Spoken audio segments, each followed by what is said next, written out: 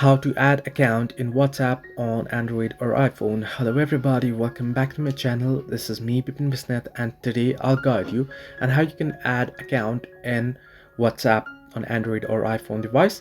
Now the process itself is relatively easy and simple. After the latest update, you'll be able to add multiple account in WhatsApp as well. Now how you can do so, right? Simply open up WhatsApp.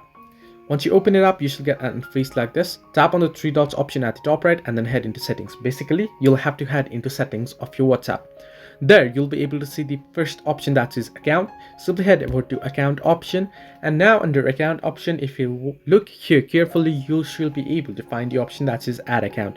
In my case here, you can see here on the screen the add account option. You want to simply tap on it and it'll ask you to add account. Simply tap on add account option again at the bottom of the screen.